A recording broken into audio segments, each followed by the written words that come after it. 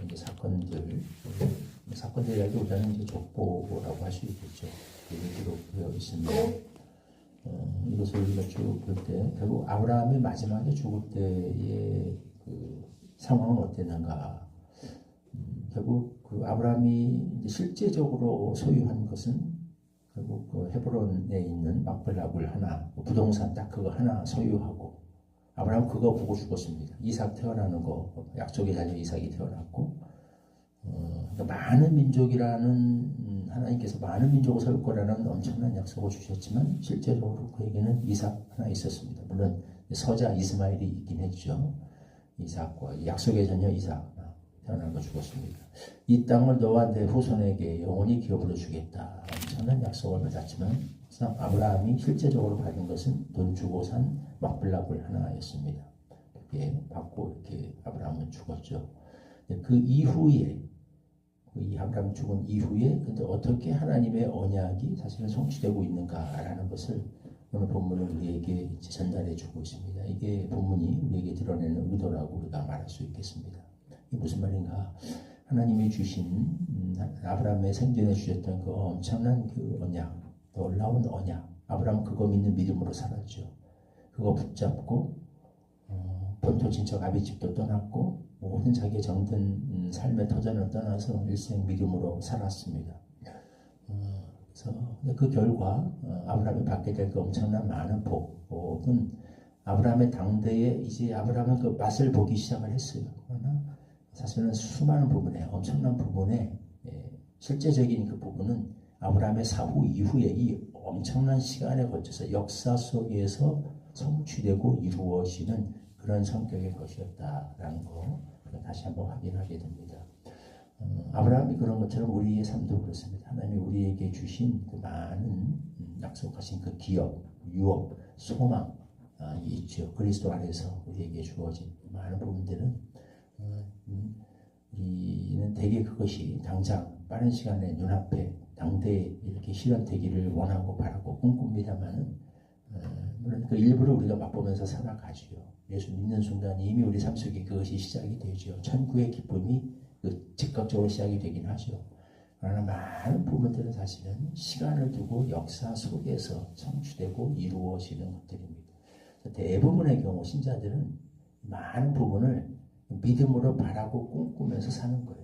성경이 이걸 가르쳐서 우리에게 우리는 소망으로 구원을 얻었다라고 이렇게 이야기를 합니다.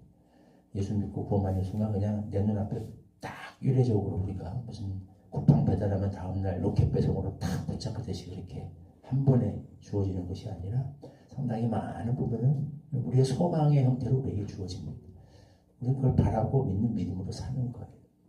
그 중에 어떤 것들은 하나님이 우리에게 즉각적으로 주기도 하시고 빠른 시간에 주기도 하시죠. 맛보고 누리고 즐기면서 살아가죠. 그러나 수많은 부분들은 우리는 역사 속에서 그것이 그때가 언제가 될지 알 수 없어요. 그걸 바라고 꿈꾸면서 살아가는 겁니다. 아브라함은 그러고 죽었습니다. 그 이후에 어떻게 하나님의 언약이 성취되어 가는가 하는 것을 이렇게 보여주는 거죠. 지금은 이 죽어서 묻힌 작은 동굴 하나지만 나중에 장차 시간이 흘러서 이게 가나안 전체의 이제 소유권으로 확장되게 될 것을 우리는 보게 되죠.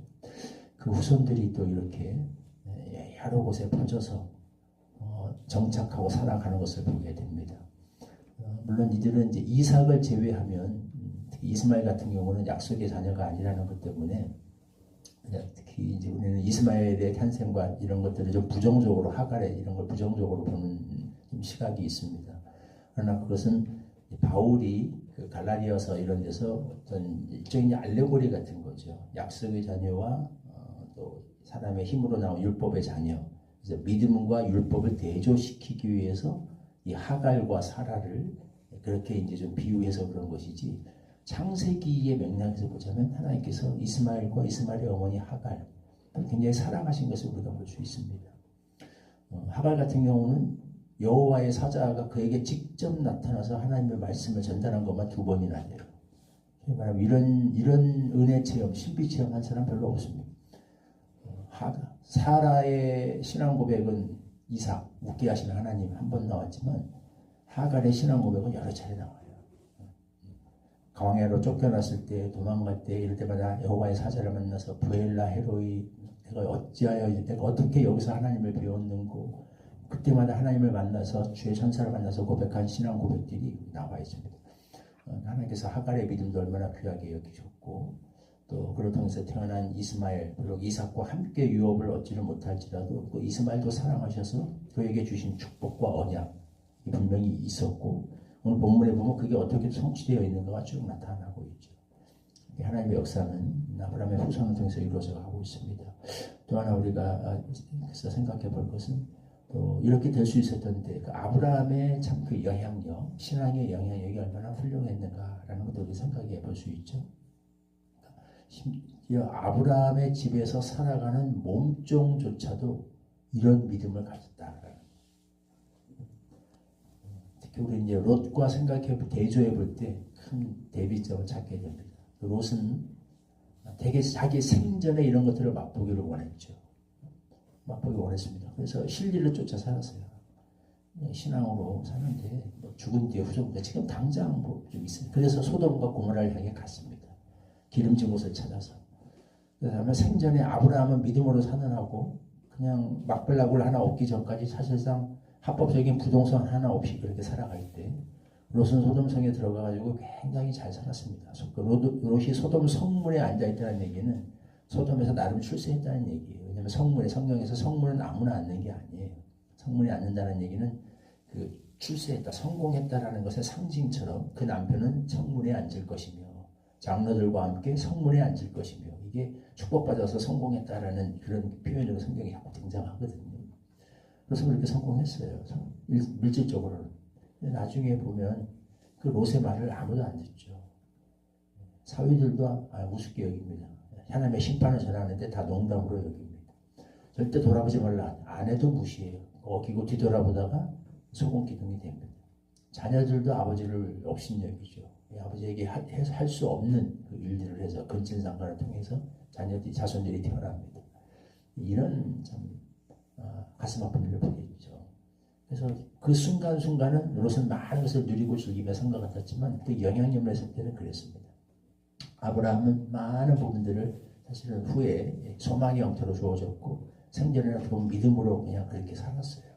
붙잡고 겨우 매장지 하나 얻었고 그렇게 살았죠.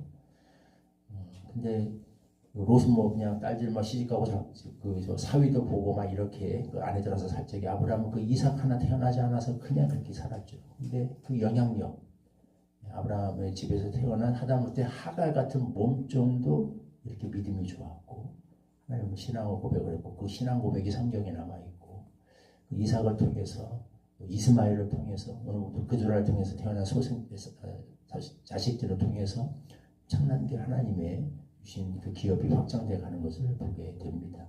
역사 속에서 아브라함이 남긴 그 믿음의 조국적 영향력, 자취 얼마나 위대한 것인가.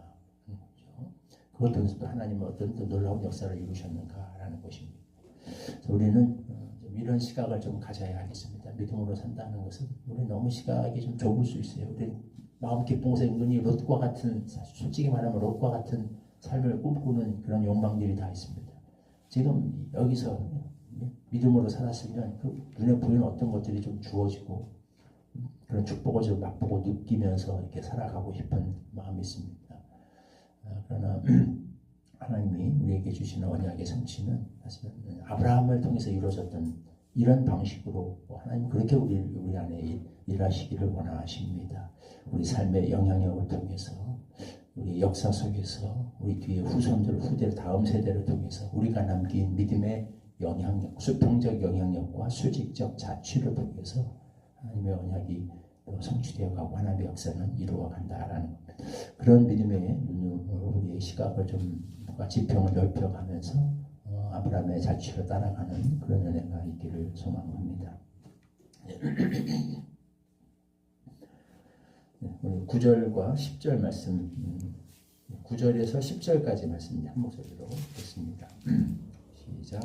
그의 아들들인 이삭과 이스마엘이 그를 마므레 앞 해쪽 속 수알의 아들 에브론의 밭에 있는 막벨라 굴에 장사하였으니 이것은 아브라함이 해쪽 속에게서 산 밭이라. 아브라함과 그의 아내 사라가 거기 장사되니라. 아브라함이 죽은 후에 하나님이 그의 아들 이삭에게 복을 주셨고 이삭은 벨라헤로이 근처에 거주하였더라. 하나님, 아브라함은 막벨락을 하나 소유하고 죽었습니다. 하나 믿음으로 그렇게 하나님의 말씀에 순종하여 영접하여 죽고 난 이후에 하나님이 그의 아들 이삭을 복 주셨고 이스마엘을 축복하셨습니다. 그에게 주신 그 언약은 그의 사후에도 그가 남긴 믿음의 자취와 자손과 족적을 통해서 성취되어 나가고 확장되어 나아갔습니다. 이것이 신자가 살아가는 방법인 줄 믿었습니다. 우리가 롯처럼 너무 즉흥적인, 즉시적인, 눈앞에 즉각적인 축복만 추구하며 살다가 영향력을 잃어버리는 어리석은 자들이 되지 않게 하여 주시옵시고 아브라함처럼 우리 믿음의 영향력과 족적을 통하여 하나님의 언약이 역사 속에서 성취되어가는 그런 축복의 통로들로 살 수 있게 하여 주옵소서. 예수님의 이름으로 기도하옵나이다. 아멘.